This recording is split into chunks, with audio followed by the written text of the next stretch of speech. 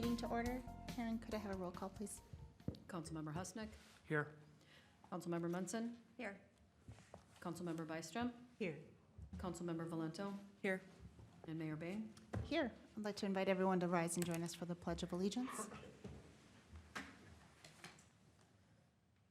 Pledge allegiance to the flag of the United States of America and to the republic for which it stands, one nation, under God, indivisible, with liberty and justice for all.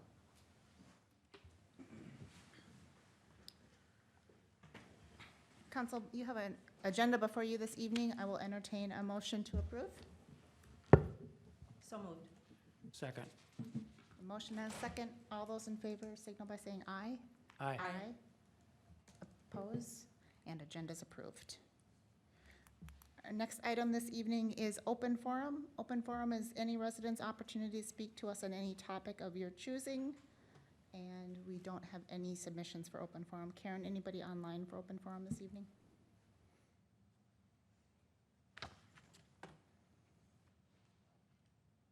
No one. All right, we will close open forum and move on to our consent agenda. For your consideration tonight is consent agenda item 6A, and I would motion that we remove that from the consent agenda and move it down to the regular agenda. Is there a second to move it? Second. Motion and a second. All those in favor signal by saying aye. Aye. Aye.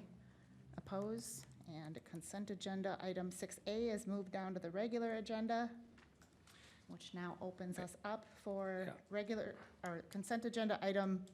Now regular agenda item is approved minutes from the August 23rd, 2021 regular council meeting. And is there a motion to approve that? Madam Mayor, I make a motion that we approve the minutes from August 23rd, 2021. I'll second. Motion and a second. All those in favor signal by saying aye. Aye. Oppose, and I will abstain. Our next item this evening is regular agenda item 6A, which is Resolution 08302101, denial of Caleb Smith variance request, and it's the denial appeal for property 7089 North Shore Trail. We had tabled this from our August 9th meeting, and Donovan, I believe you're walking us through this. Thank you. Mayor, members of council, I present the variance appeal of a plan commission denial in which the plan commission, upon review, and I'm looking for apologize for this.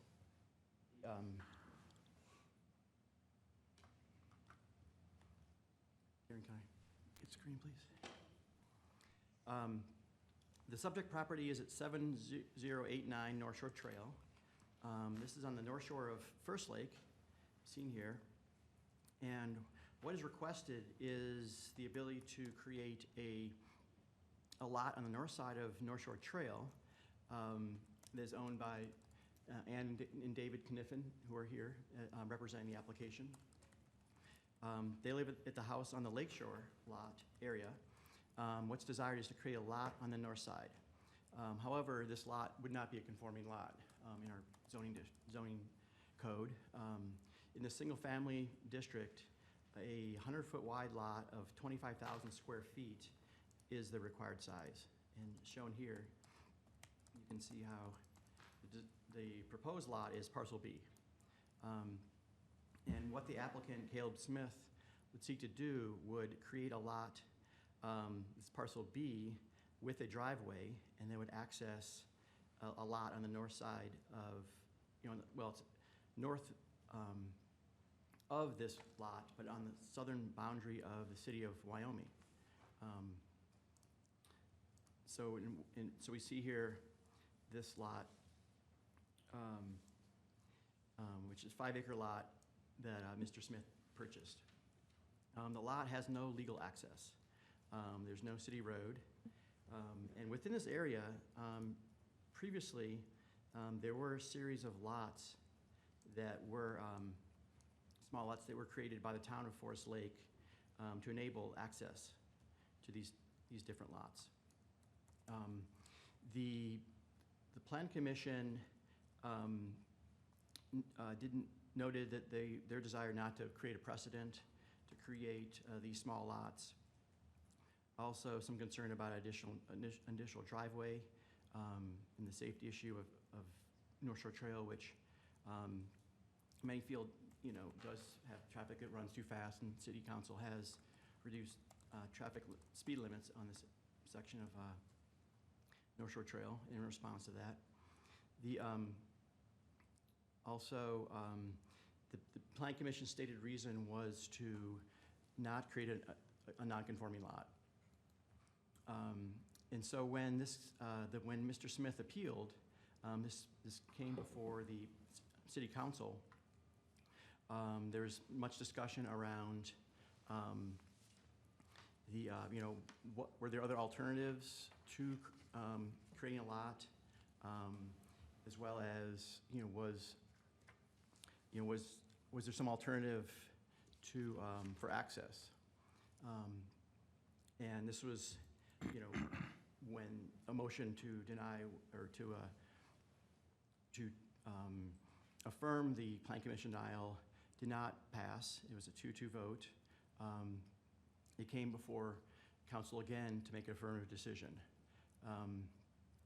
And that it's, as stated in the city attorney's memo, the decision before the City Council this evening is to hear the appeal, and its decision is to affirm the Plan Commission's decision to deny or overturn the Plan Commission's decision to deny the variance. And so one allows for the variance to be granted, and the second piece of this, and there are two applications bundled together, is to actually create that lot through a minor subdivision application, the next agenda item. Based on what the conversation from City Council, the last meeting, I did do some research and found some locations where we do have non-conforming lots. They're created with, they're landlocked. There's one I found by 3rd Avenue and 8th Street. There's one off North Shore Trail by 236th Street Court. There's another one, as seen on your screen, that shows a lot that's landlocked just north of Chestnut Creek Subdivision. It was, Mr. Smith was asked what was the grounds for the appeal, and he said it was because of the Plan Commission was confused about the proposed subdivision, stating that the Plan Commission thought the application involved constructing a house on the proposed lot. And this is what was presented to the Plan Commission.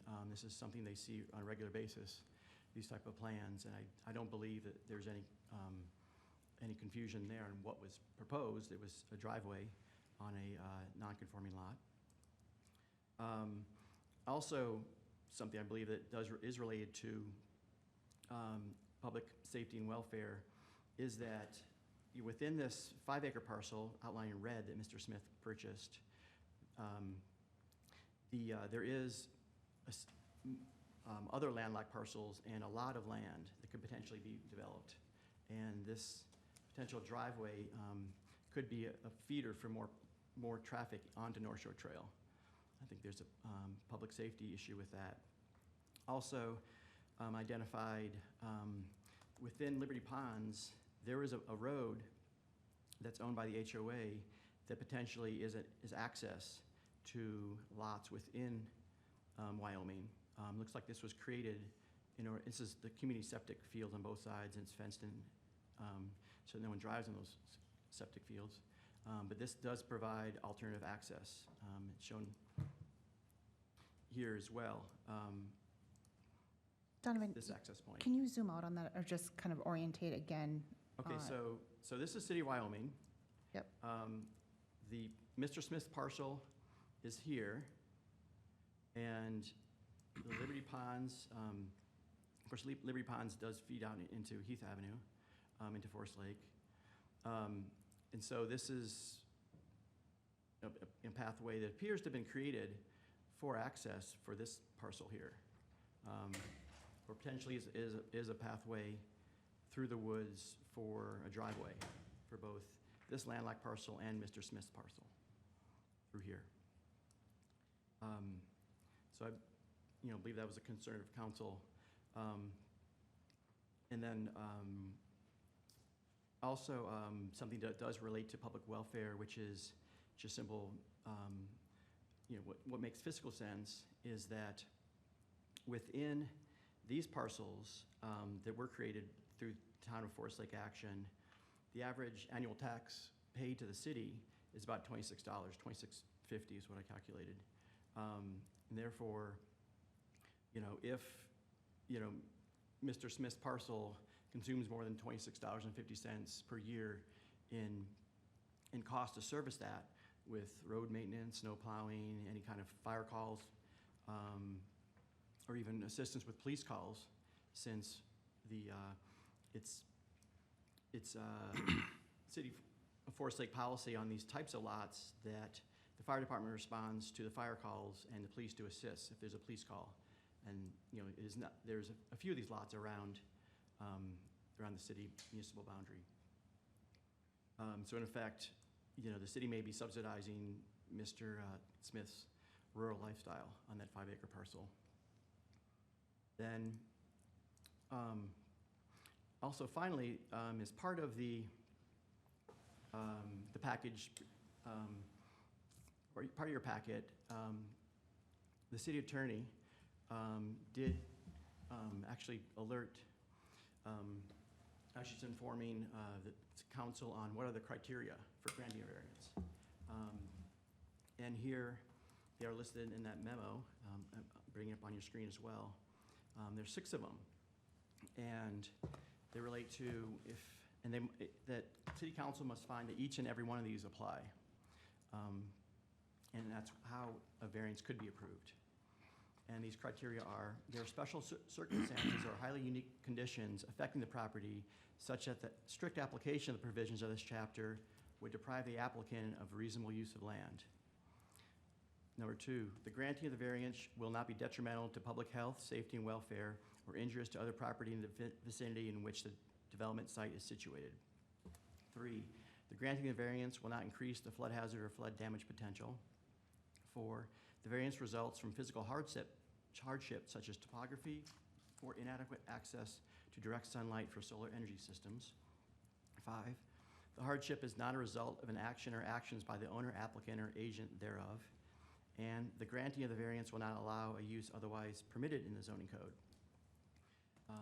It's my belief that or opinion that this application, this appeal, does not meet the criteria related to the granting of the application related to, well, number 1, where the zoning code would permit an easement on that, and we've had discussions, Mr. Smith and I, related to potential granting driveway access permit for this property. And the city engineer took a look at that, and though there's no formal application, didn't see any reason not to grant that. Mr. Smith did not apply for that.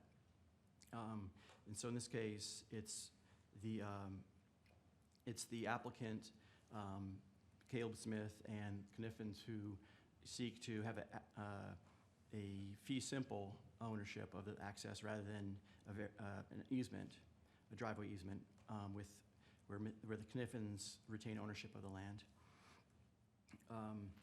And that relates also to the other criteria that the situation is a result of actions of the owner and applicant. Again, it's the desire to have fee simple ownership rather than an easement that prompted this variance application. And I, in conversations with Mr. Smith back in April of 2020, I told him that the application, really there's not a reason to get a variance, and you can get easement, and therefore, but the first thing I would do before buying the land would be, of course, get that access permit. And Mr. Smith did not get that. Instead, he bought the land, and now is coming before council seeking this, to create a non-conforming lot to gain that access. With that, I'm happy taking questions from City Council. Thank you, Donovan. Council members, any questions you may have? He would be allowed an easement, but He- not a variance. He would be allowed a driveway access permit. Those, we issue those where there's not an actual house related Right. to the development, because if you're building a house, you can put a driveway in, and that's just part of the. Well, I understand that, but what I'm trying to do is differentiate or find out what the difference is really. Yeah. Because with the variance, at least you have some control, because as stated in the memo, if you have a situation where this gentleman decides now that instead of having one single-family home back there, that the lot's big enough where they could subdivide it and have more than one single-family home. Now you don't have a driveway anymore, you have a street. And it seems to me that with a variance, you'd have an opportunity to control that better than just with an easement. Unless I'm totally wrong about that. I have a similar question on what is our ability to, recognizing that the parcel that's ultimately going to be developed is not City of Forest Lake, that's City of Wyoming. What's our ability to control if that is a single driveway or if it's a private, essentially a private road or a road that's a feeder for multiple developments? Do we have any ability to control that, or what does, Because that's exactly what I'm looking for. is that Is- part of your question too? Being able to have access for one single-family house, and that would be a concern. And do we have an ability to limit to one single-family house, or do we, because, is that a City of Wyoming consideration, and we don't have that ability to control based on? Your Honors, Your Honor, members of council, the development of the parcel in the City of Wyoming is subject to the City of Wyoming's rules and regulations, and what they would or wouldn't permit for the subdivision of that land and what they would require for access in order to make that subdivision go is up to the City of Wyoming. What's before the city here is the disposition of this lot, and whether an easement would satisfy the City of Wyoming or would be sufficient for the load that would be anticipated is a hypothetical question, because we don't have the proposed easement in front of us. An easement can be crafted in any number of ways to grant any number of rights, up to including basically everything but fee title. And so I think the council needs to recognize that the application before it is for a variance, not for something else that they didn't do. And thinking about options that the applicant had if we don't grant the variance is important, but it has its limits because specifically we are on the border of another county, and those options are very much in the control of a different jurisdiction. So the control would be the same if it was an easement or a variance? Is that what you're saying? I mean, we'd be limited either way, is what you're saying? Assuming that there was an easement sufficient to allow a road for a 5-home development, the limitations are the same as would be a variance. And also, if I could add, there's also something that was brought up at the last meeting, was that if there was some violation of a variance condition, or even a driveway access permit, it would have to be the city would have to file, suit to stop any kind of unwanted impact. Okay, so there is some control there. That's what I'm driving at here, to find out just exactly what we can or can't do to prevent this being anything more than what he's been asking for, which is a single-family home. And we don't want to create in my opinion, we don't want to create a street. We want to have it, maybe we could figure out some way of giving them access to that property. But we don't want to create a street, and that's exactly what we'd be looking for, so. I see your hand up, and we'll recognize you in just a moment. I do share that concern. From one of the criteria we need to look at is, is the variance detrimental to public health safety? I don't necessarily have concerns if we're adding a single driveway intended for a single home. There's a lot of driveways in that stretch, so it's not optimal, but it fits it fits what's currently on that stretch of North Shore Trail.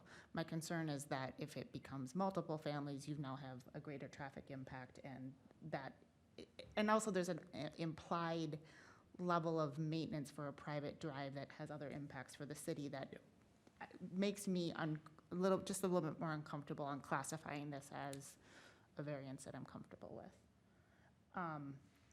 But Pete, I want to make sure I understand your point in that we can control what's on the Forest Lake side and aren't able to necessarily limit if the city of Wyoming were to grant multiple, a subdivision. Your Honor, members of council, I am not versed in the city of Wyoming's zoning and subdivision codes, but if the city of Wyoming would permit a subdivision of 1, 2, 3, 5, or 10 homes on a parcel this size, it's a given that it would require that development to have suitable access.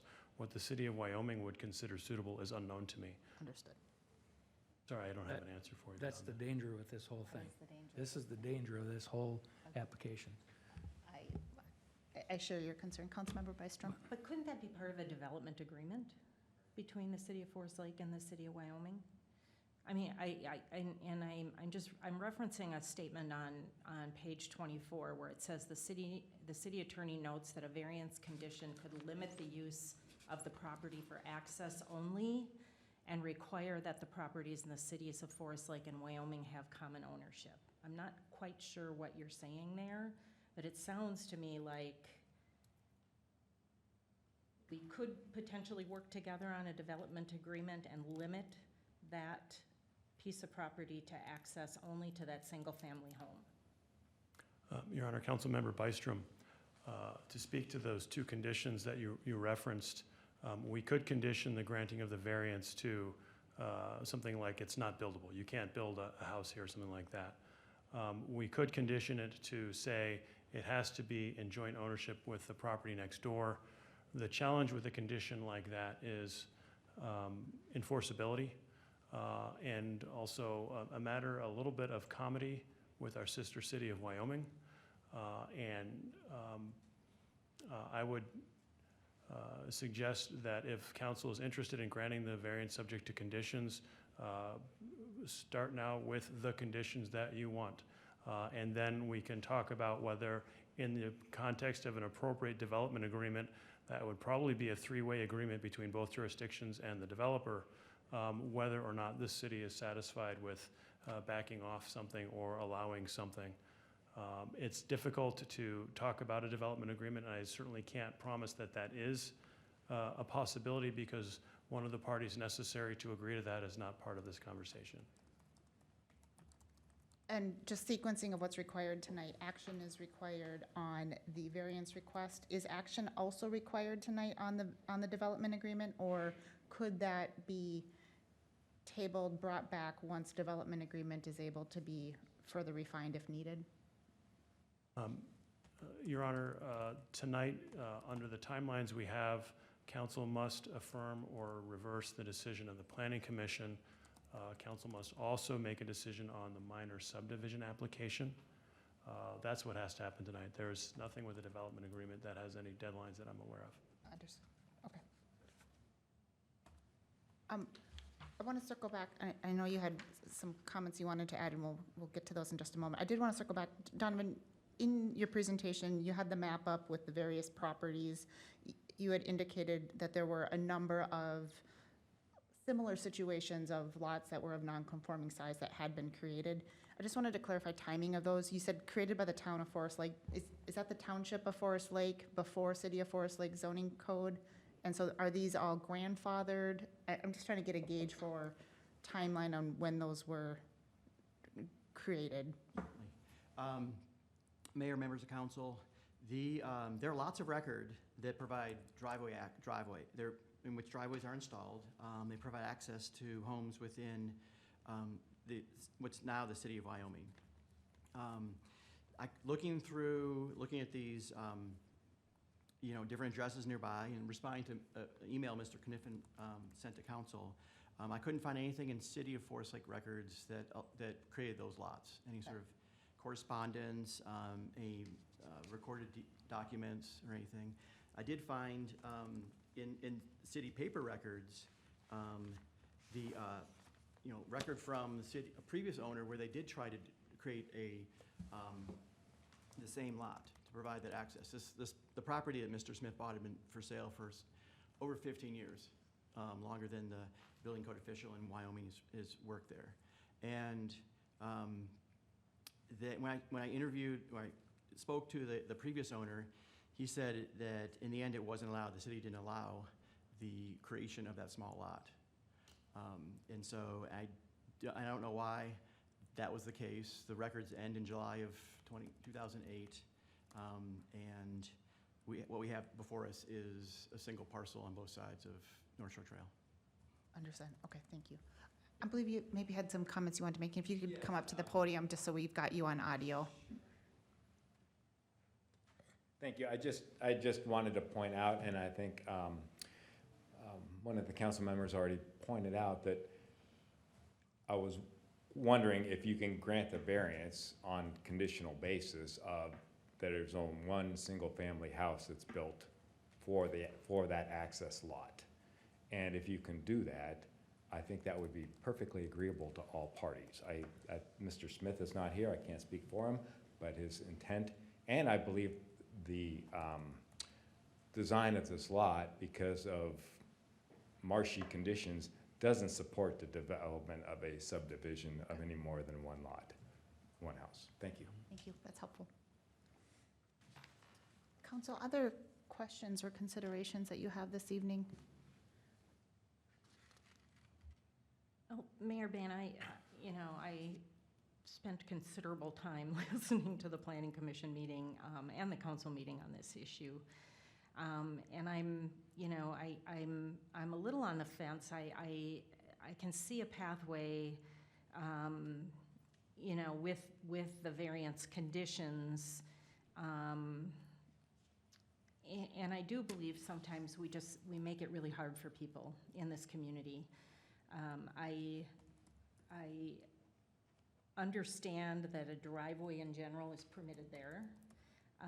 It doesn't feel, the traffic concerns don't bother me, because the traffic concerns and the expenses to the city would be there whether there was an easement or, we granted the variance for the driveway. So that piece for me, it just doesn't weigh real heavy. I recognize that this is a win-win for both of these parties. And I understand the Kiffin's point of view around the challenges that come with an easement and, the things that can happen, when trying to determine who's responsible for what. I think where I'm hung up a little bit is on number 5. The hardship is not a result of an action or action by the owners, applicant, or any agent. I feel like there's definitely a pathway up to this point. And I'm just trying to weigh in my mind, in listening to Mr. Smith, I get the sense that he felt there was a pathway, along the way here. I don't believe in his case it was an ask for forgiveness, not permission situation. And so, I just take a look at this chunk of property and I think to myself, it's going to sit there. Nothing else is going to be done with it. It's going to sit there, and here's an opportunity potentially for us to maybe pull away some of the difficulties that I think we impose on people sometimes, and I'm really leaning toward this being a reasonable use of this land. Understood. Other points, considerations? But I would add that I would want those conditions along with it. I would want the development agreement with the conditions.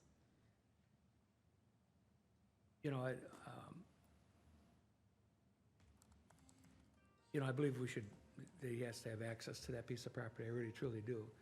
But at the same time, you've heard my concerns about the whole thing, and Kathy's brought them up too here, and so it's just kind of tough to know exactly how we can do that without knowing for sure, you know?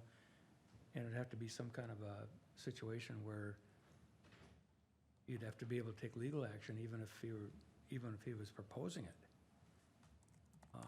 Because the access to that property would be, you know, the increase of traffic and maintenance and all the other things that you brought up, Mara.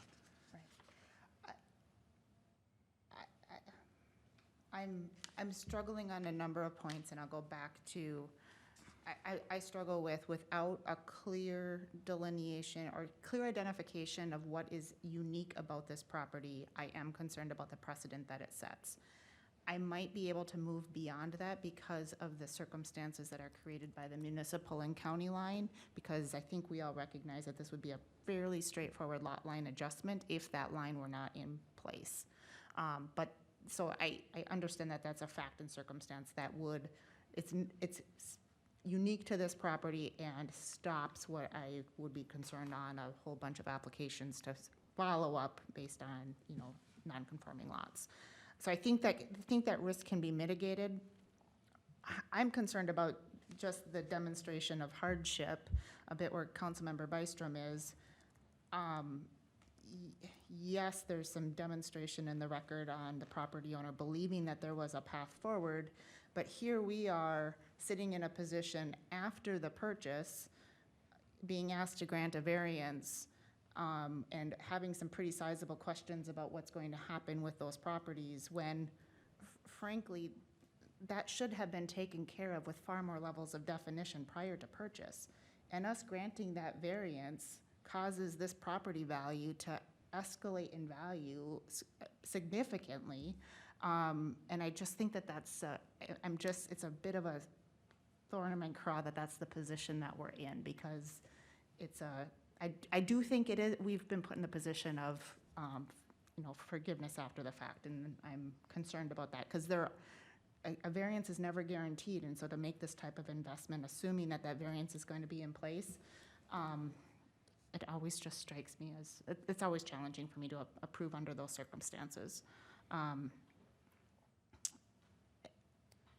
I do believe that we can have some limits and conditions, but I also think if we're going to approve this tonight, we need to just recognize that that is, as our city attorney is advised, is we're limited in what we are able to do, and at some consideration at the whim of what Wyoming may allow on that Madam Mayor, parcel. my only comment about the whole thing is the fact that we kind of have the same situation, whether it's an easement You're right, or, you're right. you know, or variance, and so if we can have those controls with this easement, I have no problem with it, you know, and so if that's the easier or the more legal way of doing it, but my only concern is having control of having some control of what he does back there. Right.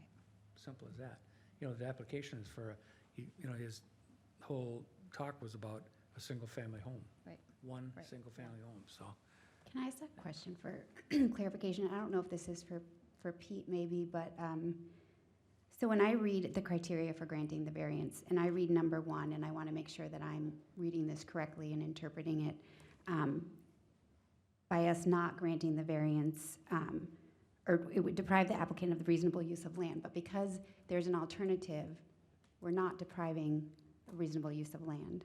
Am I reading this correctly? Your Honor, Councilmember Munson, I would say that if they can still make some reasonable use of the land, you could deny this. However, I think that the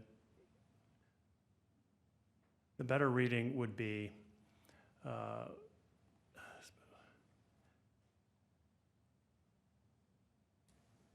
no, yeah, I think that's it. They could still make use of the land without it. I do think there are special circumstances that make this challenging, specifically that affect number 1, specifically along the lines of what Mayor Bain said, whereas if there wasn't a county line through the middle of it, this is a lot line adjustment, and that is a unique circumstance to this property. I believe the council has the discretion to grant or deny. I don't believe you are required to deny here, based on the language in subject 1. Thank you. Factor 1. I would have no trouble denying it, providing we have that controls over that easement. That, that's where I'm at, because I know that the planning commission, they work hard to get it right, sometimes, maybe not totally, but, and I wouldn't, like I said, I wouldn't have a problem denying the application for the variance, providing we have some control over the easement. So, Councilmember Husnick, can you clarify, do you mean you don't have problem overturning? No, I would agree with the planning commission, Okay, got it. providing that we have some control over that easement, because apparently they can put an easement through there and still have access. If they do an easement, though, we don't have any control over what is in that easement agreement. So if there is any, if this project follows an easement path, that's an agreement between two private parties, and is there any city consideration of what's in that easement? Your Honor, council members, we can't speak to what's in an easement or not in an easement. What we can speak to is the driveway permit and what we will and will not permit. I would defer to others because I'm not versed in this off the cuff about what we can and can't do with the driveway permit, but I would think we could condition it to the volume that we're going to allow to be permitted with that driveway permit, like to a single-family home. That's the permit that we granted. Whether there is a subdivision behind it or a single-family home behind it, they still need that permit to get onto our road. So that's the control. The other thing I would note, if you're wondering about whether an easement might provide you an opportunity for control in the future, that may be a little bit of an unknown beyond the driveway permit. If you were to take the variance with conditions route, you're in command. And you can decide those conditions right now, and you can set the table as you choose right now. One other issue too with the easement, you got kind of a two-owner situation. It's not sold, so it's a two-owner situation. And Can sorry, go ahead. I was just gonna say, my concern with an easement is that it's not guaranteed, whereas a variance would be guaranteed for the property owner.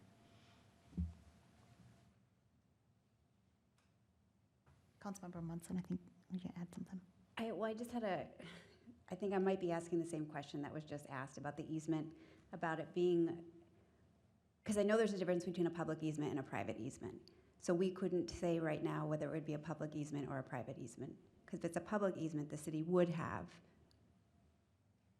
or we can't speak to that now. Your Honor, Councilmember Munson, this would be a private easement that they're referring to. So Pete, you mentioned a little earlier that if we were leaning toward overturning the Planning Commission's denial, that it would be important for us to really start outlining those conditions now, like in this moment? Your Honor, Councilmember Byström, that's correct. If you overturn and grant the variance, if you want to condition that variance, you need to do it now. Procedurally speaking, since the packet doesn't include a resolution to that effect, I believe we've been down this road before, but the motion maker would need to recite the conditions that you would be proposing for the grant, and whatever ultimately passes, then we would bring a resolution back on a future agenda so that there's a written document that can be recorded against the property. But now is the time. And I'm not, just to say, I'm not opposed to conditions on it. I just want to say that I'm just trying to, this is a super complicated one, and I know the Planning Commission does their due diligence, and I respect their decisions. We're just in a really difficult spot with this one, and so I'm just trying to ask all of the questions and do my due diligence, but I'm not opposed to putting conditions on it.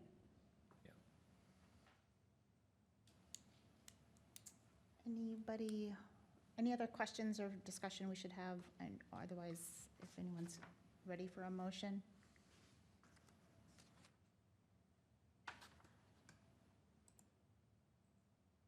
So do we make a motion? I'm just a little unclear on kind of the next steps with that emotion. Do we outline the conditions before we make the motion? Or do we, So my recommendation, Pete, correct me if, keep me on track. My recommendation would be that we make the motion to either uphold the planning commission's denial or to overturn the planning commission's denial. If we are going to overturn, then there is an opportunity to indicate the variance language that we would like staff to memorialize in a future resolution to come before us. I should have recorded that. so that comes then as part of the discussion after the motion would be made, if the motion were to be made to overturn? Respectfully, Your Honor, because you told me to keep you on track, and only because you told me to. Please, thank you. I believe there should be one motion, and if the desire of council is to reverse the planning commission and grant a variance tonight, that motion should indicate what those conditions are. So if that's the leaning of council, you should discuss that now, and I'm also happy to help with wordsmithing whenever a council member wishes to make that motion.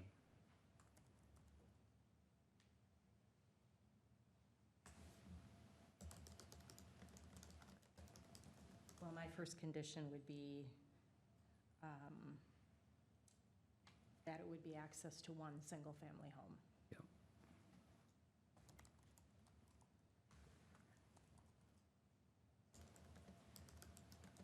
And of course, it would require a driveway permit. And Also, so require a driveway permit to pick up Councilmember Husnick's comment. And then also to affirm that the new lot created in the city of Forest Lake is a non-buildable lot.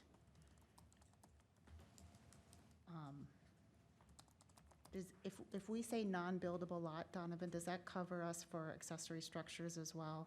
So, because I think our intent is no sheds, no Yeah, certainly. structure. How do we phrase that? Well, Well, if our intent is no structure, how do we phrase that to indicate no structure? The mayor, members of council, the zoning code does cover that there can be no accessory structure without a principal structure, so no Okay. shed without a house. Okay. I believe that the language that, is a non-buildable lot does cover that. And certainly the district setbacks don't allow for a building envelope as well. Is that?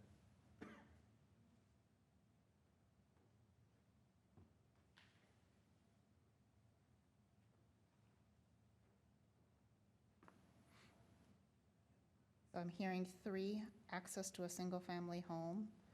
The property will be subject to a driveway application.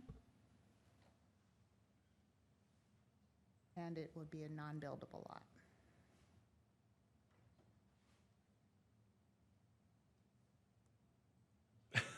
Sidebarring? Sidebars allowed. But there's one condition that I would recommend for council, which is to limit the driveway width within the driveway access permit to a 12-foot wide driveway.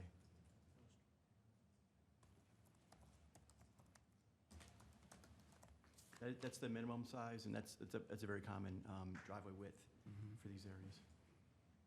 Excellent. So access to a single-family home, property will be subject to a driveway application. Said driveway would be of limited length of 12 feet, or limited width of 12 feet wide, and the new lot would be designated as non-buildable. Are there any development agreement concerns there? I mean, if the land north of him would become, there was some concern about, it becoming a thoroughfare of some kind or another. Do we? Your Honor, Councilmember Byström, I don't think so, because the conditions that you're imposing basically make it impossible to do anything like that Okay. without them coming to you and proposing a development agreement and conditions under which this council would be willing to revise the conditions you impose tonight. Is it, Wanted to be sure I didn't have any, Sure. I didn't have any cracks in the door there. is it my understanding that the city of Wyoming could still say, we're not going to allow you to build in there? We don't know that for a fact, but just because we gave them access doesn't necessarily mean that the city of Wyoming is going to say, yeah, go ahead. Do you think, I mean, is any comment on that, or? My quick review, I didn't put that question to this, City of Wyoming staff, but it is a 1 acre lot area minimum as well as a 200-foot width, and it needs to be on a city street. I don't know what those city street standards are. And, as mentioned, there is a lot of wetlands back there. Okay. But- So Well, I don't really have that's- information on if that That'd truly is be up to them, dividable, but, cumulatively, there's a lot of land back there as well. yeah. Your Honor, Councilmember Husnick, I think for your decision-making tonight, you'd be well advised to assume that, yes, they will be able to build a single-family home there. Yeah. Someone put money into doing this for a reason. And if for some reason that weren't to happen, if we grant a variance tonight, that variance conveys with the property to all future owners, correct? So even if current plans fell through, project doesn't happen, current landowner has an ability to sell both parcels, and the variance that, if we grant a variance tonight, that conveys with the property, correct? Your Honor is correct. The variance runs with the land. Thank you. So we've outlined conditions if a variance were to be granted. Anything further anyone would like to add to conditions? Any other conditions staff would recommend? Your Honor, after our little huddle, I think a better way to condition the language about it not being a buildable lot, to affirmatively state, no, the lot shall not be built on, would be a condition, Okay. rather than a statement of what our current performance standards are. It's a prohibition on building.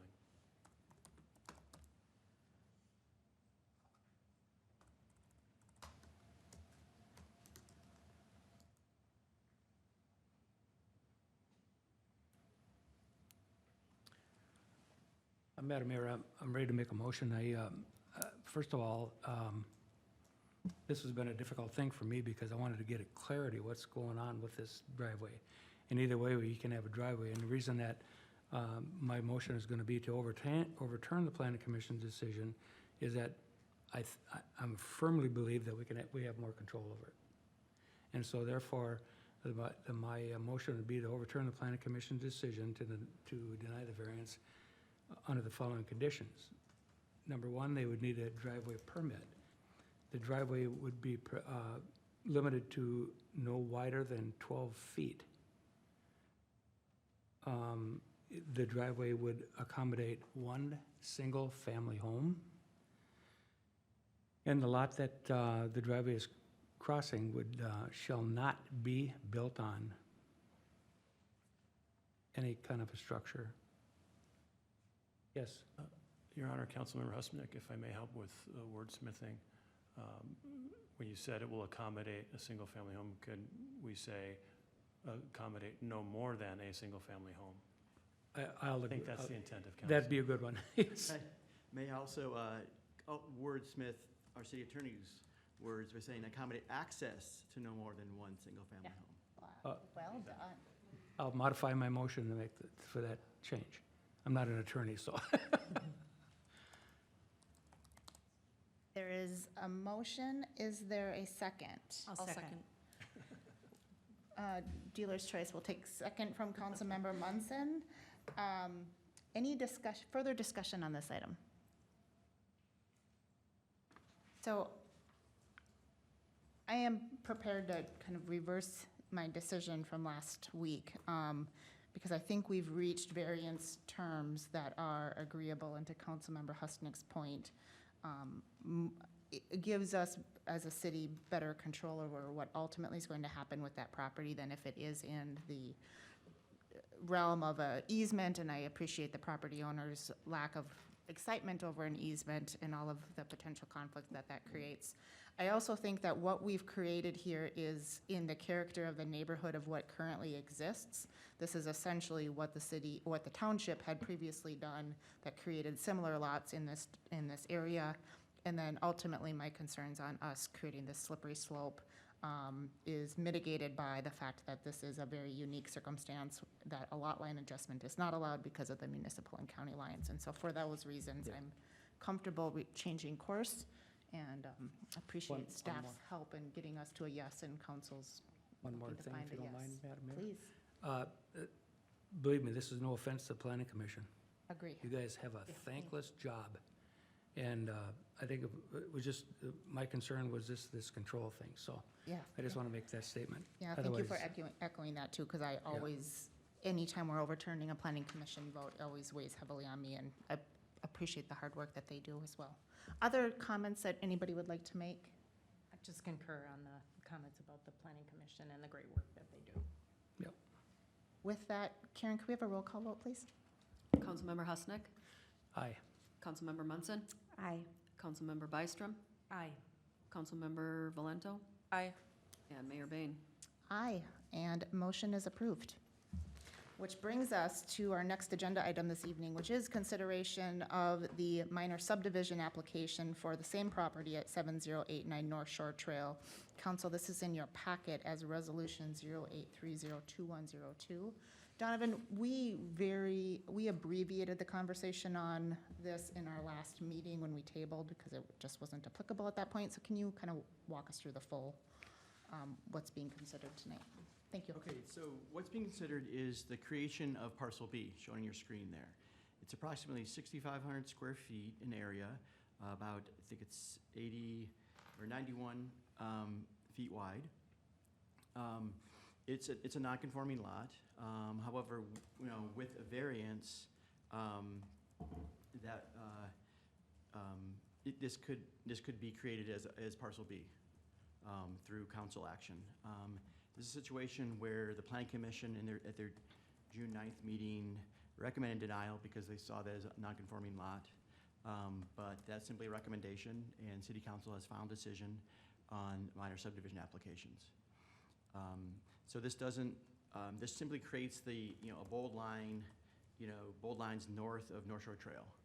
It's basically what, council is considering at this time.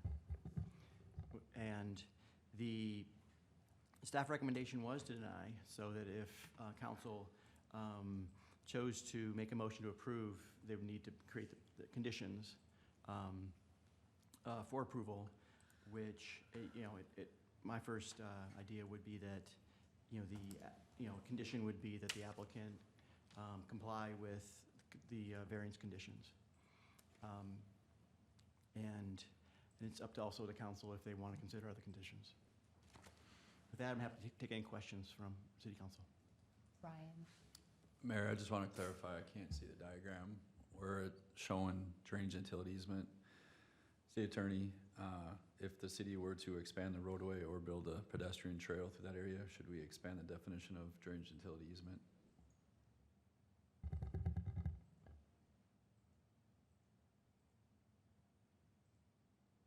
Is the new? Yep. I follow. May I Please. respond? Your Honor, council members, Ryan, I don't believe that we have the right to require dedication of a right-of-way easement as a condition of this subdivision if there is no pending project or planned project to do that. If there is one on the horizon, then we definitely could be inserting that now. I would recommend inserting some language to accommodate those as it's in the Parks and Trail Master Plan. What width would we need? I can't tell what we're looking at. It's, Is the dash line going across established, existing right away, or is that what you're proposing to extend the drainage utility easement to? there's no platted right away within here, and it's been a city's practice So too. you're creating a boundary by an easement, right? Which we could eventually build a trail 1 foot off the back of that, or within. Can you just run your cursor where the new easement will be? So it's 33 feet from the center, center line is this dash line here. And that's just going to be an easement though, Well, there's no, because there's no dedicated platted right-of-way. correct. So you're establishing an easement, but you're only defining it as a drainage utility easement. Correct. We would need to expand the definition to allow roadway or trail to give us that flexibility in the future. Ryan, do you need an expansion of footage, or do you just need it to be retitled? That 33 feet needs to be retitled. Okay. But the Otherwise, we 33, only can come in there with storm sewer and private utilities. so we are expanding the definition of acceptable use of that easement to include North Shore Trail expansion and/or a pedestrian trail. Your Honor, members of council, I believe the condition that the city engineer is looking for would be a requirement that a condition of granting the subdivision is the owner convey to the city an easement for right-of-way, trail, drainage, and utility. Beautiful. Yep. Okay. Thanks for being here, Ryan, because that was a good point. Great call out. Yeah, you're dismissed. No, you're not. It's one less property that you'll have to get future permission for on that project. So we've identified compliance with variance conditions. We've identified the update to the easement. I would ask, given our conditions on the variance, anything else that should be specifically called out as conditions for the minor subdivision application? I guess that question's more to staff.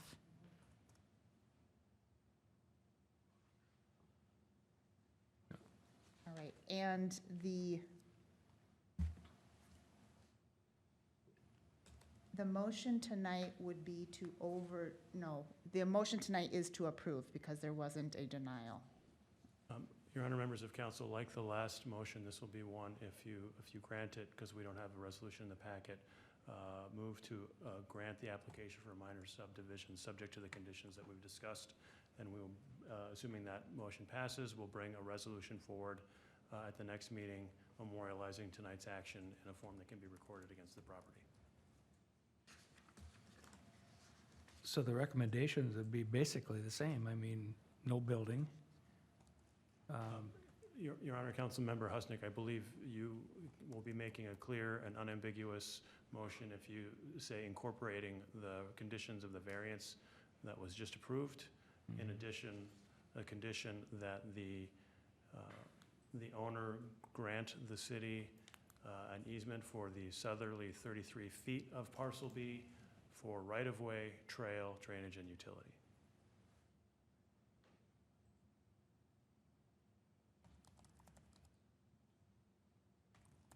I can't write that fast. Did you get that down? I did not get it, but I do know that a written resolution will come back to us with the proper wording.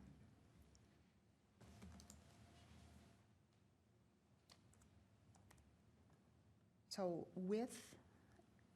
I'll take a stab at a motion. So I would motion that we approve the minor subdivision application for the property at 7089 North Shore Trail with two additional conditions. The first condition is that the minor subdivision is in compliance with the variance conditions as referenced. And second, that we expand the definition of the drainage and utility easement to accommodate North Shore Trail and for roadway and trail expansion, as we've discussed, and let staff put in the proper language for that expansion. That they would convey that. I don't know how exactly, well, he'll word it correctly, you're right. Is that covered for a motion? Your Honor, I believe the record is clear. If council adopts that, we can craft the appropriate resolution to make it look beautiful. Perfect. Okay. Councilmember Byström? No, that's okay. All right, so there's a motion. Is there a second? I'll second. Motion and a second. Any further discussion on this item? With that, all those in favor signal by saying aye. Aye. Aye. Oppose, and motion carried. Thank you so much, everyone. Thank you for being here. Thank you. that ends tonight's action item agendas.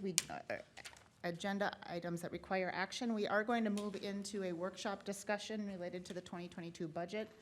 Council will not be taking any action tonight. Any items of discussion tonight that require action will be brought forward at a future meeting. This is intended to just be a working session. And then just a note on the agenda, we do have a couple of closed session items at the end of the agenda this evening. So with that, let's transition into our budget updates. And Patrick, whenever you are ready.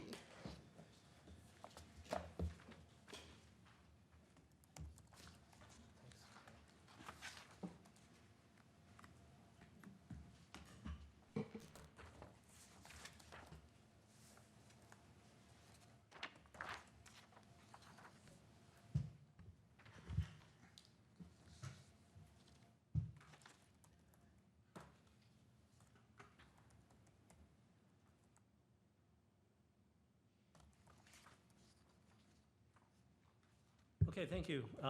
We're here tonight to begin the discussion on the 2022 annual budget. We have a very short presentation that we will give you. Again, this is the beginning of our discussion. As you'll see in the next slide, which I'll go to right now, is that we have a schedule for budget discussions. Tonight is just basically an introduction, telling us where we've presented, what changes we've made, what we have the vision for 2022 is. We have also scheduled a council workshop on the 20th. We have to adopt a preliminary levy by the end of September by state statute. Again, that's a preliminary levy. That means that will be an estimate of what we need. The final levy cannot go above the preliminary levy, but we can work towards getting it lower than the preliminary levy. So nobody panic, the AED machine's outside in case we have some issues, but we still have a chance to work in the budget and to see what we can do. Beyond that, we will adopt that levy on the 27th. We have scheduled October 18th at the council workshop date and the 15th of November at a council workshop date for further budget discussion, depending on how much we need and what kind of issues we need to talk about.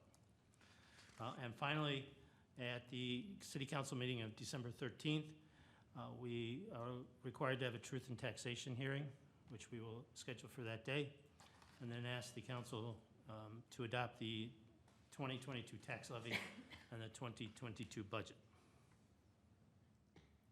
I always like to go through and tell everybody what a budget is. They're probably tired of hearing this, but it really is the financial and policy document, and it's how we provide our services to the community.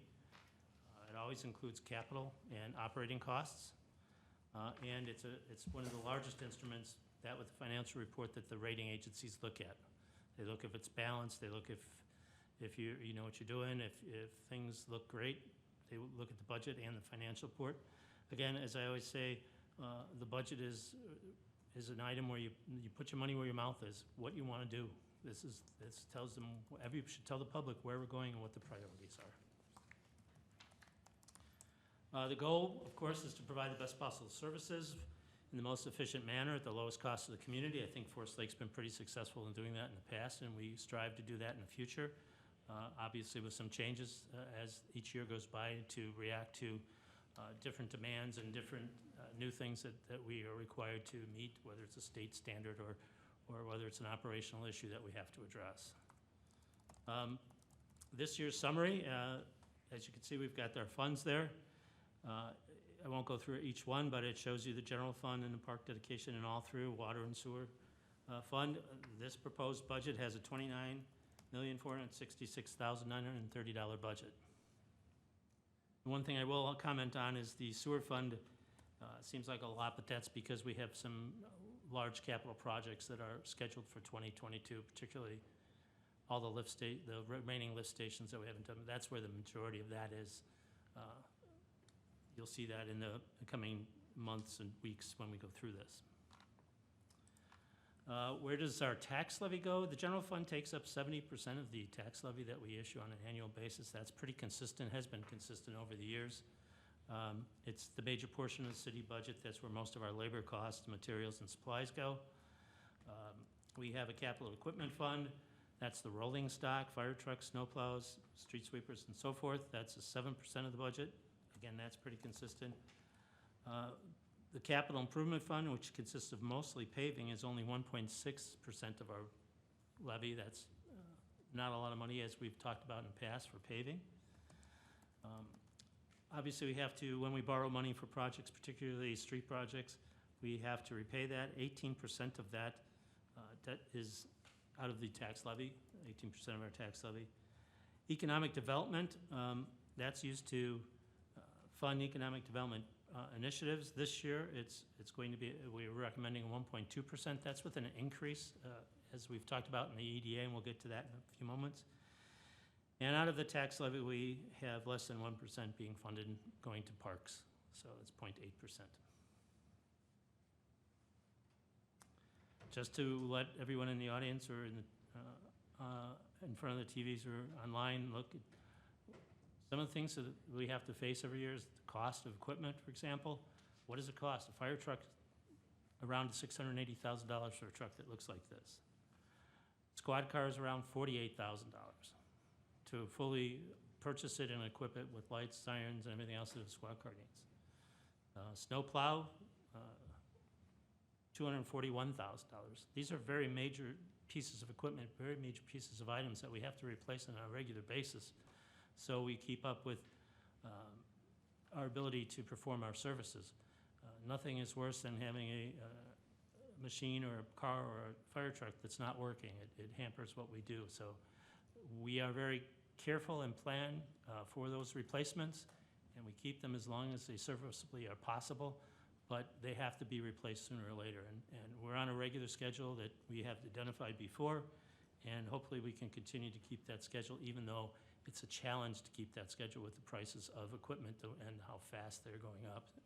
Basically, you see a pretty big increase every year with equipment from year to year as the new models come. So sometimes it's more cost effective to buy them earlier than later, and we can have that discussion too. Just paving, we've talked about this before.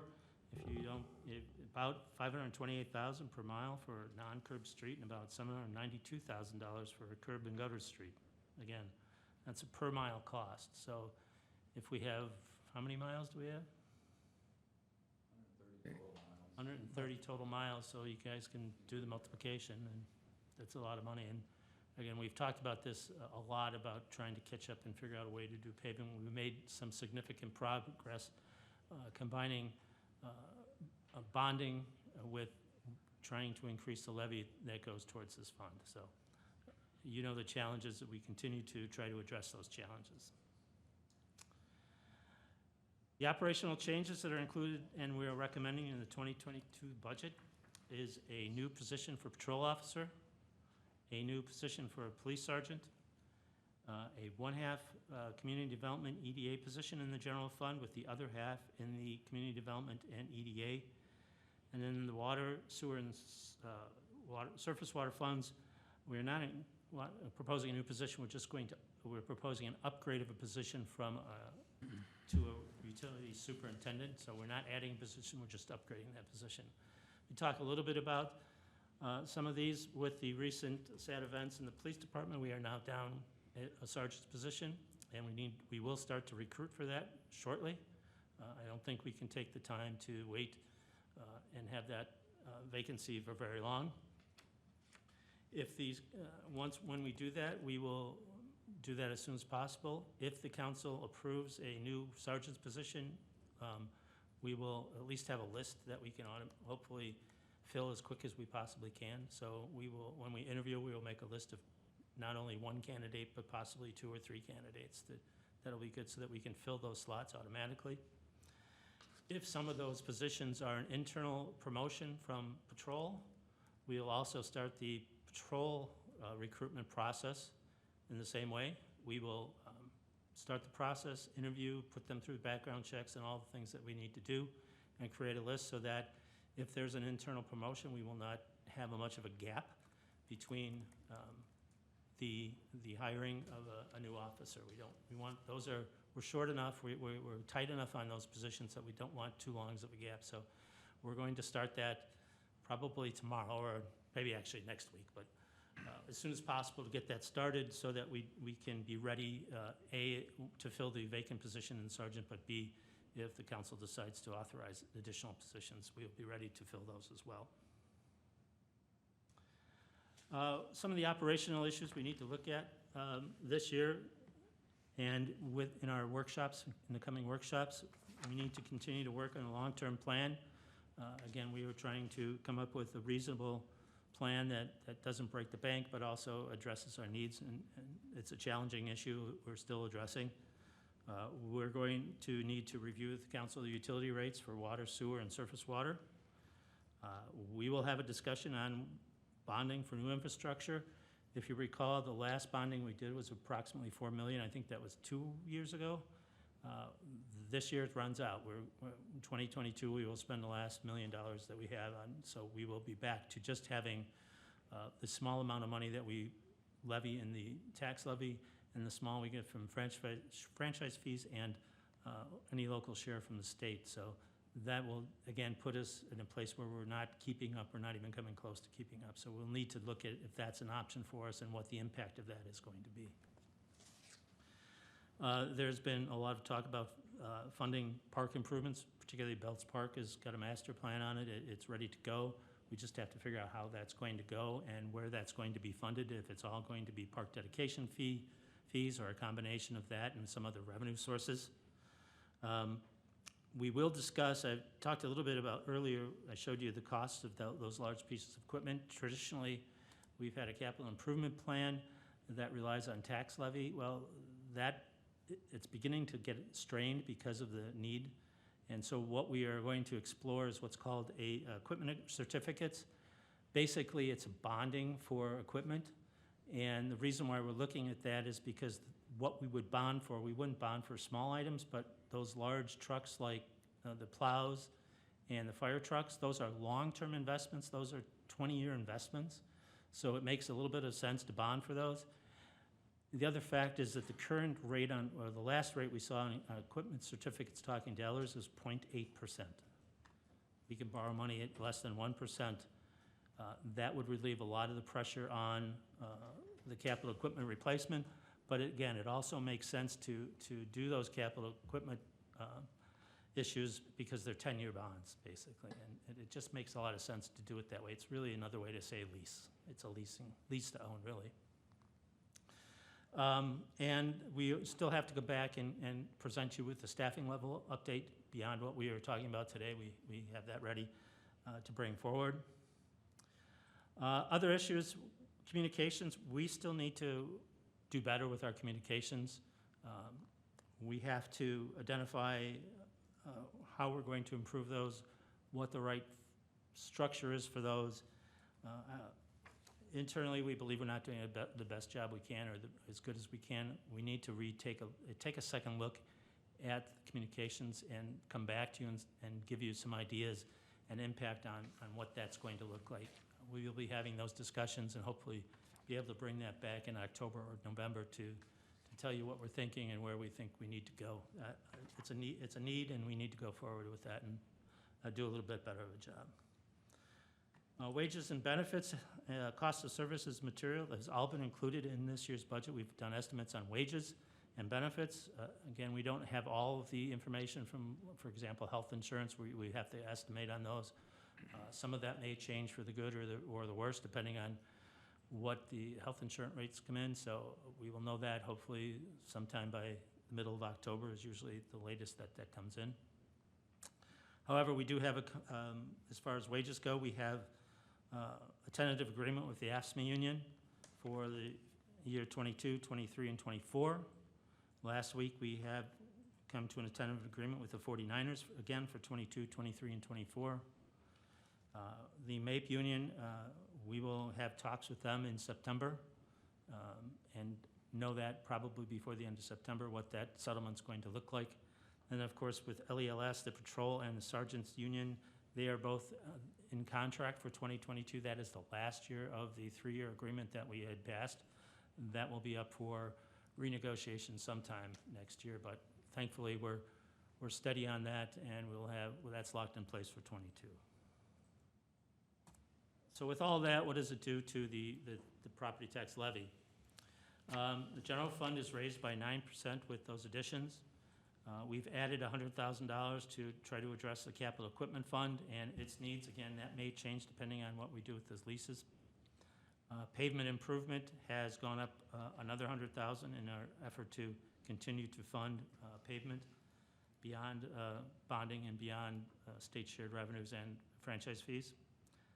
The debt service is just insignificant. It's gone down $400. That's just based on the schedules that we have. In the EDA, they had a long discussion, a pretty good discussion about the needs of the EDA and to try to strengthen our position in attracting businesses, formulating our plans, our strategies, our downtown. There's a lot going on.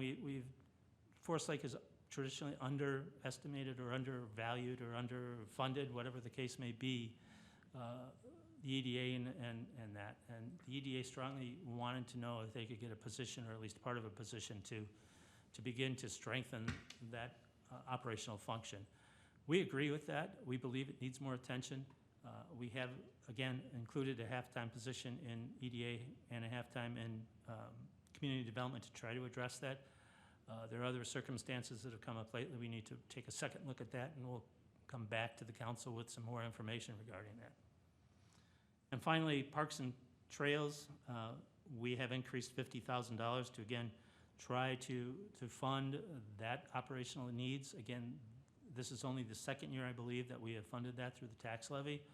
They have been dependent on impact fees, or what you call park dedication funds. That is only as good as they had one project and they gone, and they can't do anything for, you spend $1 million on a park, or you pay $500,000 on a park, you basically get rid of any fund balance you have, and you have to wait for that to recover, and that's always based on development, and that slows down any park renovations or park improvements or new parks or anything that may be identified by Parks, Lakes, and Trails.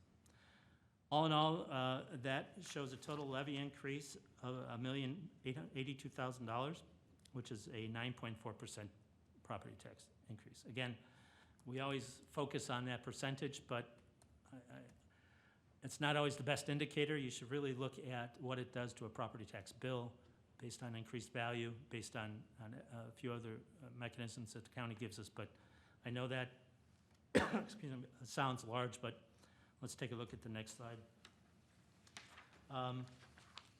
Again, excuse me. This is a calculation of the tax rate that we have traditionally showed you before.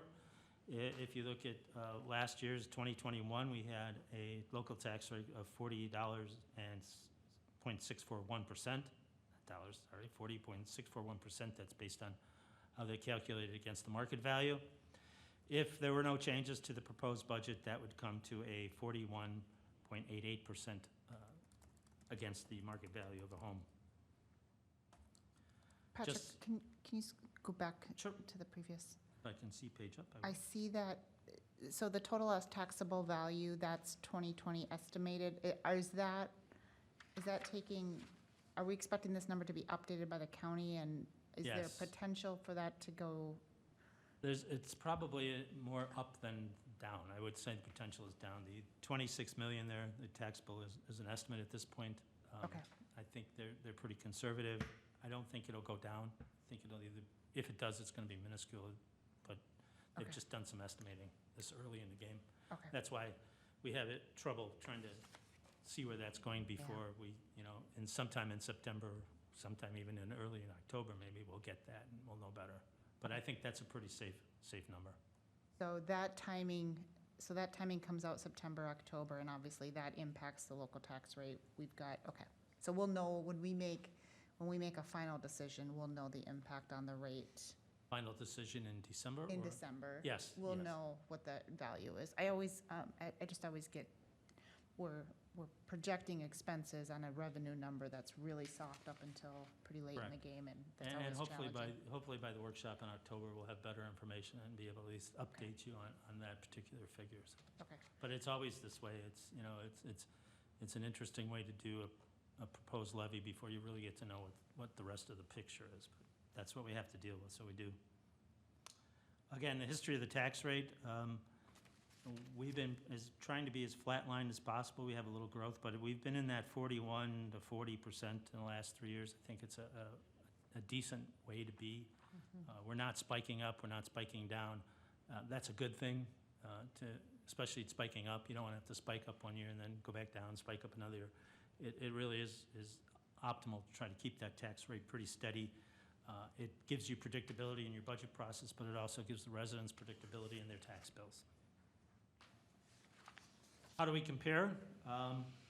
We're kind of right in the middle, as the slide shows. We're not the worst and we're not the best, but we're average, which is okay. I think that this shows that we are competitive.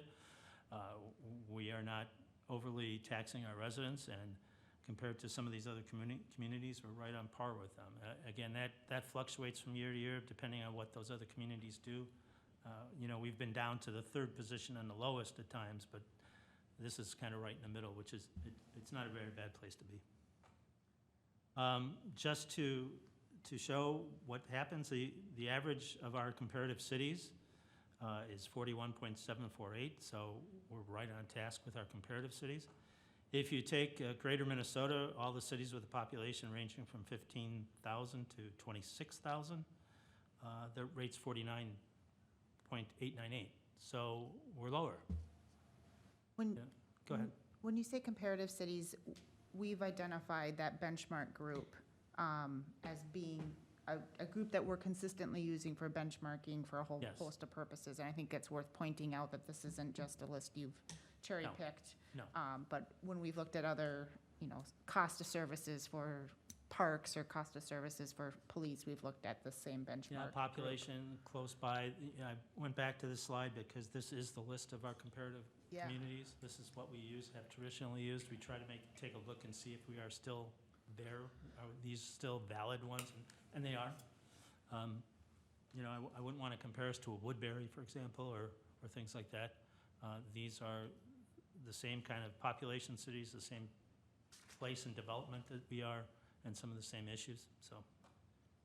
Then going back though to your other slide, I just wanted to, so then the second line, the average, so this is all cities with similar populations. Yes, Okay. this is a That's an population-based interesting number. comparison of all the cities in the state of Minnesota that range between 15,000 to 26,000 in population. Some are, that's when you get the Woodburys and some of the more better ones, or that's when you get some of the smaller ones that may have a bigger tax rate because their needs are different. But it kind of gives you an indication of where the rest of the state is compared to our comparisons are. Thank you, that's helpful. So just what is a purchase? If you own a home of approximately $300,000, based on this estimate of the proposal that we have, it'll cost you $1,213 per year. That's $101 a month, $23 a week, and $332 a day. What do you get for that? Well, you get 24-hour service for the police, 24 hours for fire.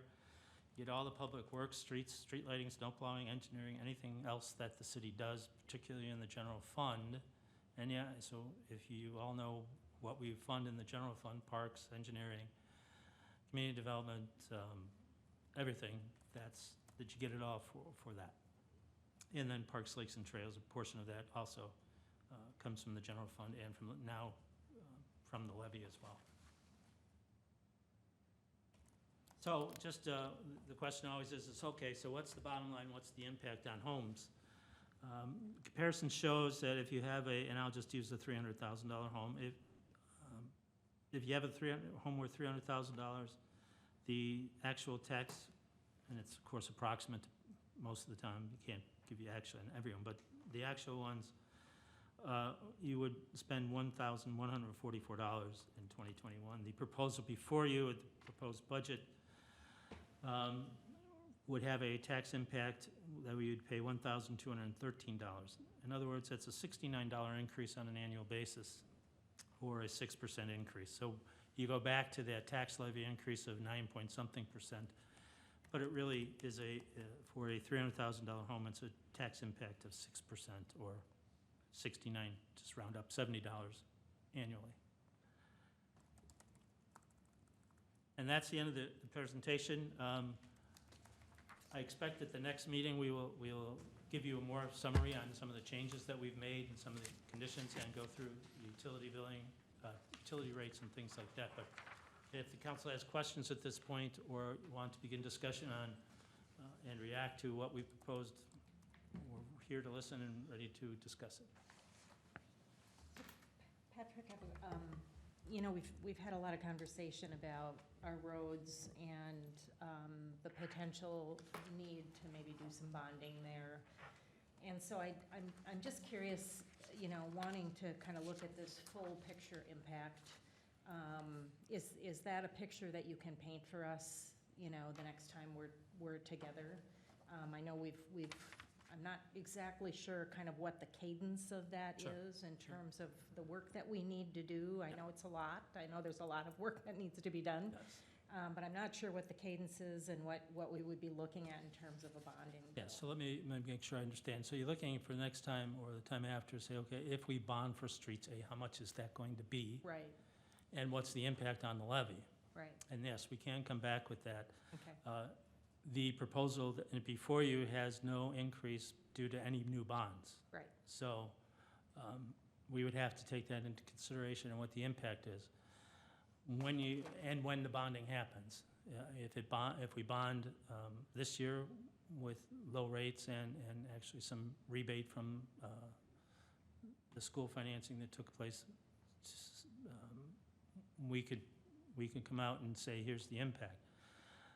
When you do bonding, however, when you put your bonding schedules together, we can delay any impact for a year, capitalize the interest for 2022 so the tax levy doesn't hit in 2023, or you can do an interest only in 2022, so it's a minimal impact, and then have it come in full effect at 23. And that's something we have to talk to Ellers and our bond counsel with and see what that level is. The other thing that we have to do internally is to figure out what that number is. right. Is it 4 million again? Is it 6 million? We have, again, I've talked earlier about the needs for some park improvements that have been sitting out there for the last couple of years. We would have to take a real close look at it because bonding for park improvements are entirely different and actually a little more complicated, and maybe we have an alternative how to approach that, particularly if we talk about these equipment certificates that we can shuffle things, and I don't want to get too much into it, but there's ways to do that. So yeah, we have to look at those three kind of items. I have to talk to Dave and Ryan about how much are we going to bond. Is it better to do, you know, we did 4 million, is it better to do 8 million just because of the price of bonds? And then how do we do that as far as what's the schedule look like? What's the impact on the levy, not only this year, but down the road? Isn't it a 10-year bond or is it a 20-year bond? So yes, and to answer your question, yes, we can come back and let you know all of those things the Well, next time. you know, I want to be sensitive to our local taxpayers, but I also recognize, I get feedback to the opposite, that there's a little bit of an appetite for some road improvement in the community. And Yeah, there's a and I big think, appetite for that. You know, it would be just really helpful to kind of paint that comprehensive picture. Sure. We can look at the taxpayer impact. Yeah, and based on phone calls I get when I answer my phone, it is roads and it's parks. Those are the two things people call about. Those two items. Why can't we get better roads? My road's been a mess for years, and we need to do a better job with fixing our parks. Those are the two things I hear, so. I'm shuffling through the deck here and I'm not finding it. So topic of previous discussions has always been kind of amount of funding to lakes and just kind of realigning on what we're doing with lakes. That has moved to the Surface Water Management Fund, Yes. correct? And funding of that is not, that is not funded by the general fund, correct? Correct.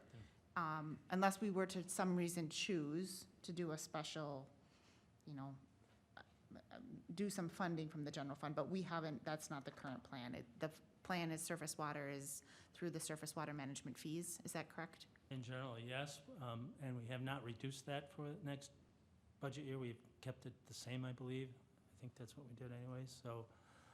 Yeah, so we haven't reduced that. They're asking, we budgeted the same amount, I believe it was $72,000. Okay.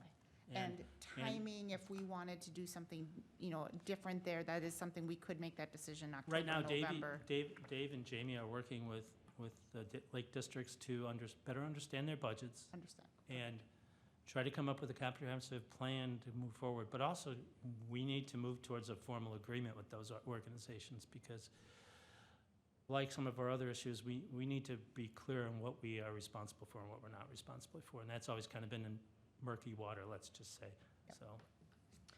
Understood. Yep, and I know we had a conversation not too long ago, a presentation by Linda Matson regarding the Lake Center for Youth and Families, and had some conversation about potentially, we've been Yes. providing, that funding at the same level for a number of years, and we had talked about a potential increase there as well, and I just would like to be sure we see that reflected somewhere if we're gonna move ahead with that. And I think you were gonna circle back to Linda and maybe gather some additional Yes. information, and, yeah.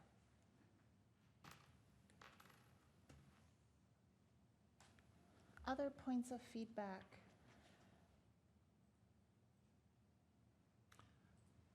A lot of material here. It's a lot of material. Thank you for If- also the full book. This is helpful as well. Yes, and I encourage you to look over the book, go through it. It should tell you what each department is, what the changes are. The majority of things you'll see is a change in the salary, health and benefit line items that are just built in the way they are.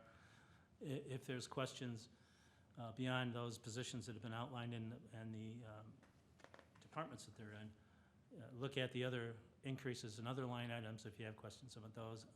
I encourage any of you to call or to stop in or to make an appointment. We will be happy to go through any of these at all. I know that it's a major change on adding positions. We haven't added 3 positions at one time for a while, but I think they're necessary. I think particularly in the police department and in community development, EDA, I think it's very important to do that. And we will continue to talk internally and try to figure out where we're going with some positions and structure of communications and so forth.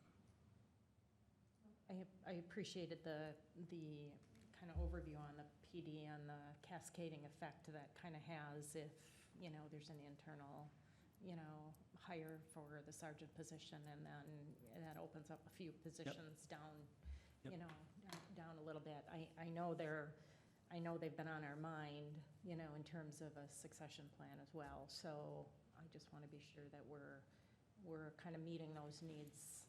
Yeah, I think this begins to meet most of those needs. It puts us in a better position with a new sergeant to help cover whatever duties that are assigned, but also to add one more patrol officer. That kind of gets us back up to what I've been told is the level we were at before all the police stuff went on. And again, we've added over 1,000 living units in the city in the last 10 years, and not a police officer to service those. Right. That's a lot of living units to respond to, so that's an issue that we need to make sure we understand. To that point, what did you say our 2020 census number was? I believe it was 20,611 or something right around there. Like I said, 1,000 more units, mostly apartments, but those are as complicated or can be more complicated sometimes than single-family homes.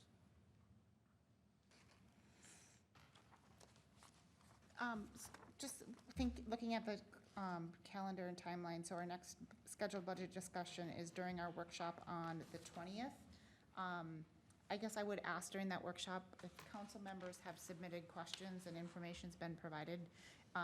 When those answers are provided, I appreciate council's not able to copy all, but can staff respond to all so that we're all getting kind of the same Oh, information? yeah, no, whatever questions are asked, we will distribute them to all council members and Perfect. with an answer. And then if there's something Absolutely. that's complex, maybe we earmark part of the agenda for the 20th to go Yes, through some of if those it's- more complicated If it's questions. complicated, such as bonding and equipment certificates, we'll have to have a discussion, probably have Ellers into, when we kind of decide on a course.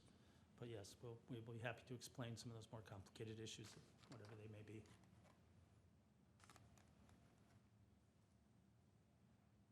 All right, any further questions or information needed at this point? Everyone kind of clear on suggested timing for next meetings? All right. That is great. We will move into staff updates. And let's, because we'll kind of shuffle seats. So actually, let's just start with Karen and just go right down the line. We'll do staff updates. Karen first. Thank you, then Mayor. Dan. I have no updates. Excellent. Dan? Just to say the date, September 21st, and I don't have it on the agenda in front of me, but there's the downtown planning vision session here at the community center, or community room. I'm working with Bruce right now to finalize everything for that event, but that'll be the vision session where they'll have the community come in and start to react to what they're thinking for the downtown plan. So when we get that locked in, I'll get invites out to everybody and we'll get it promoted out as well to the general public, since that is open to all residents to attend that meeting. Is that a Tuesday, September 21st? Correct, yep.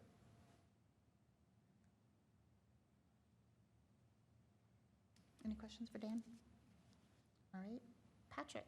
I have no update. We'll speak in closed session about things I need to update. If there's questions, I'll be happy to answer, or any comments. Any questions for Patrick? All right. Pete? Your Honor, council members, I have no update for you this evening. Thanks for your guidance tonight. Donovan? Mayor, members of council, I was out last week doing a similar thing as Councilmember Munson did, delivering my son to college. Still catching up. I can't find the information right here, but we also discussed a joint meeting on the 13th, correct, Karen? Yes, there's a joint meeting between the Plan Commission and the council to review standards for new development, particularly housing development. And the only statement I would have on that is I encourage the council to think long and hard about what was identified in the strategic plan, the need for more parks, more trails, more sidewalks and things like that, and not to go backwards on our development standards. It would be my recommendation, and actually have sidewalks on both sides of the street, require trails, and things like that that make a community, and that's what's really what I think the communities and people who want to move here are looking for. Thank you. And is that meeting confirmed? I think it is, yes. Yes. Yes. And is that in place of our council meeting, or? No. That's No. a beginning, that's a 6 o'clock start? or 6 o'clock start for the joint session and then Perfect. 7 o'clock for council. Thank you. And with that, I'm happy to take any questions from council. Any questions for Donovan? Thank you, Donovan. Ryan? Mayor, City Council, no updates this evening. Thank you, Ryan. Dave? Just one update, with all the rain, we're getting a lot of questions about the watering ban. It is still on. The DNR comes out every Thursday with updated map, so we'll just sit tight and see what that looks like and go from there. We're departure of 6 to 8 inches of rain, so I'm guessing it helped the rain that we got this weekend, but not enough to get us out of that drought phase. But we will keep everyone updated, and if we need to take that ban out, then we will bring that to council to get that removed. So that's all I have. Thank you. Any questions for Dave? All right, let's go back. Chief Peterson. Yeah, Mayor and City Council members, good evening. On August 21st, the Forest Lake Police Department suffered a devastating loss with the tragic death of Sergeant Kurt Kovash. I would like to thank you, all city staff, and the community as a whole for all of your support during these difficult times. Kurt will be deeply missed, but never forgotten. That's all I have for you, unless you have questions for me. Thank you, Chief. Chief Newman. No updates. Andy. No updates tonight. All right, thank you very much. Let's go back, move to council, and we'll start with Councilmember Munson. No updates. Councilmember Byström. No updates. All right, Councilmember Husnick. No updates tonight, thank you. Councilmember Valento. No updates. And I'm going to join the no update crowd. No updates here either. Let's move into, we're going to move into a closed session, and I do believe we need 2 individual motions tonight for that closed session. And so I think what is printed in front of us has a combined, we just need to break into two separate. And I can read if anybody. I just don't have it in front of me. Thank you. Yeah, okay. I move to close the meeting pursuant to Minnesota statute, section 13D.05, subdivision 2B, for the preliminary consideration of allegations against an individual subject to city council's authority.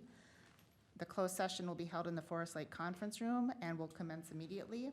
Once the closed session is completed, city council will come back into session and then move into our second closed session of the evening.